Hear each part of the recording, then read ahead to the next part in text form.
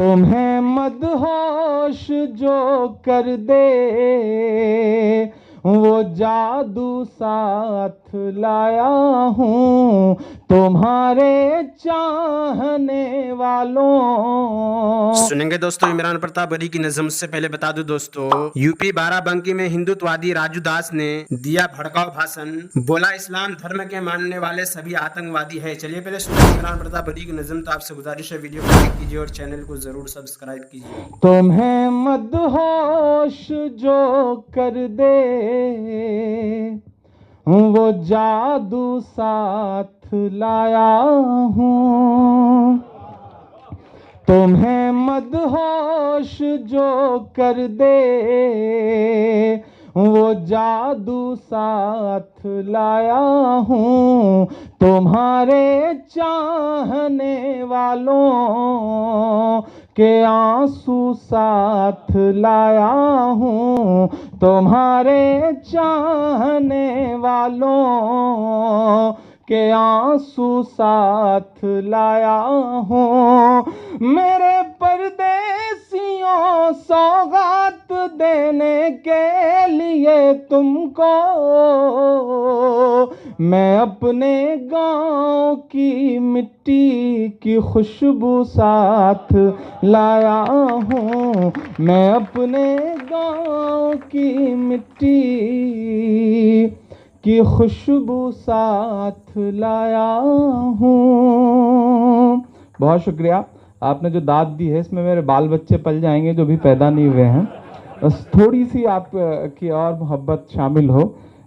بہت اچھا بولا طیب صاحب نے، میں انہیں سن رہا تھا اور جس کاز کے لیے انہوں نے تفصیل سے بات رکھی، اللہ آپ سب کے اس مقصد کو پورا کرے.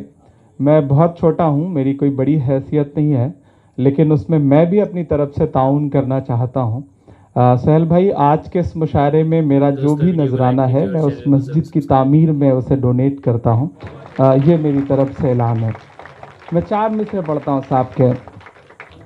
سچ کی پہچان بن کر جیو تو صحیح، سچ کی پہچان بن کر جیو تو صحیح، تم نگہبان بن کر جیو تو صحیح.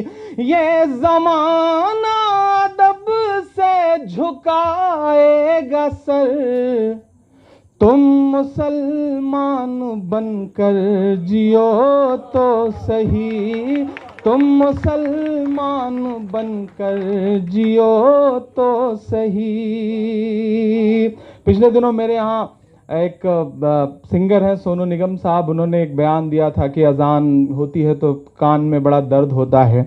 میں نے اس دوران 4 مصرے کہے اور لوگ کچھ بھی کہیں، کہیں نہ کہیں ہمیں اپنے گریبان میں بھی جھانکنے کی ضرورت ہے. میں یہ مصرے پڑھتا ہوں.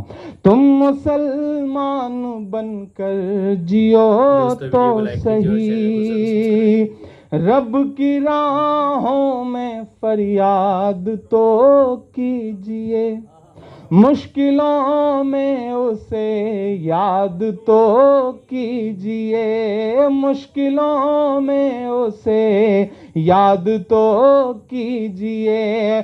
کس میں دم ہے اذاں بند کروائے پھر، مسجدیں پہلے آباد تو کیجئے، مسجدیں پہلے آباد تو کیجئے. 4 مصرے جو ہر مشاعرے میں میرے دل سے نکلے ہوئے ایک پیغام کی طرح ہیں، وہ میں پڑھتا رہا ہوں. ہندوستان میں بھی یہاں کھڑا ہوں تو یہاں بھی پڑھ رہا ہوں. پیسہ زندگی میں بہت کچھ تو ہوتا ہے لیکن سب کچھ نہیں ہوتا. میں یہ مصرع پڑھتا ہوں کہ اس طرح حوصلے آزمایا کرو، اس طرح حوصلے آزمایا کرو، مشکلیں دیکھ کر مسکرایا کرو، مشکلیں دیکھ کر مسکرایا کرو.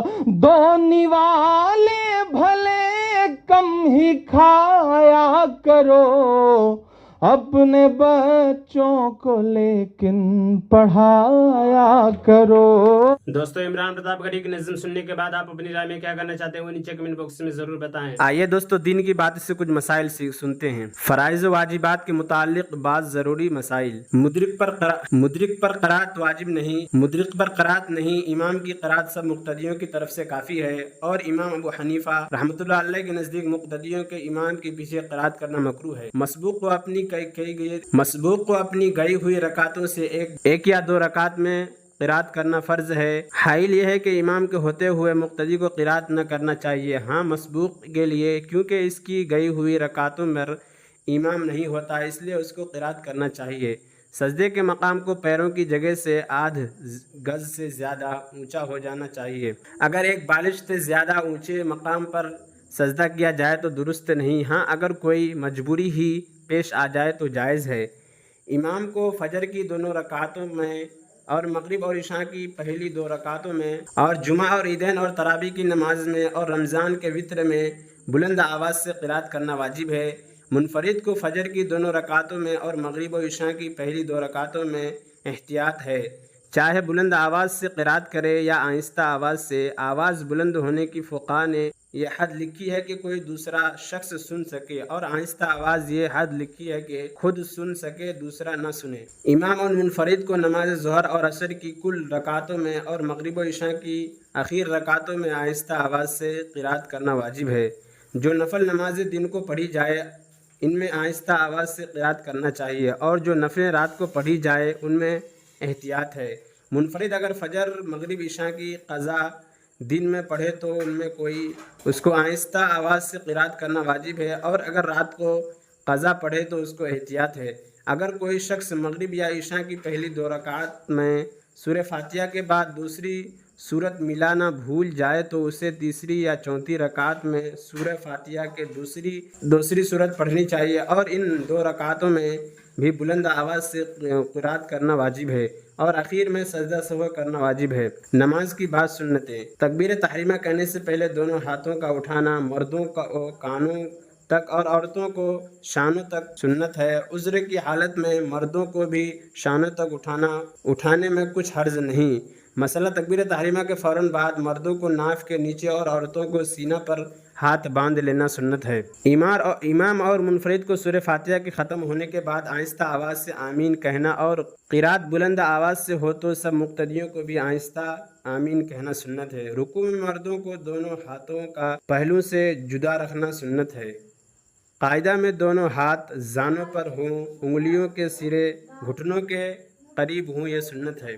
قبلہ کی طرف منہ کرنے کا بیان. اگر کسی ایسی جگہ ہے کہ قبلہ معلوم نہیں ہوتا تو کس طرح ہے اور نہ وہاں کوئی ایسا آدمی ہے جس سے پوچھ سکے تو اپنے دل میں سوچے، جس طرح دل گواہی دے اسی طرح پڑھ لے. اگر بے سوچے پڑھ لے گا تو نماز نہ ہوگی، بلکہ اگر بعد میں معلوم ہو جائے کہ ٹھیک قبلہ ہی کی طرف پڑھی ہے تب بھی نماز نہیں ہوتی. اور اگر وہاں آدمی موجود ہے لیکن عورت نے پردہ اور شرم کی وجہ سے پوچھنا نہیں اسی طرح نماز پڑھ لی تو بھی نماز نہیں ہوتی. اگر کوئی بتلانے والا نہ ملا اور دل کی گواہی پر نماز پڑھ لی، پھر معلوم ہوا کہ جس طرح نماز پڑھی ہے اس طرح قبلہ نہیں ہے تو بھی نماز ہو گئی. مسئلہ بے رخ نماز پڑھتا تھا، پھر نماز ہی میں معلوم ہو گیا کہ قبلہ اس طرح نہیں ہے بلکہ فلانی طرح ہے، تو نماز ہی میں قبلہ کی طرف گھوم جائے، اور اب معلوم ہونے کے بعد اگر قبلہ کی طرف نہ پھرے گا تو نماز نہ ہوگی. اور عمران پرتاپ گڑھی سے جڑی خبروں اور نظموں کے لیے ہمارے اس چینل کو ضرور سبسکرائب کریں. ملتے ہیں کسی اور ویڈیو میں ایسے ہی نئی نظم اور نئی خبروں کے ساتھ. تو جب تک کے لیے دیجیے مجھے اجازت، اور رکھیے اپنا خیال. آپ دیکھ رہے تھے سنہرے لفظ اور میں آپ کے ساتھ محمد ثاقب. السلام علیکم ورحمۃ اللہ وبرکاتہ.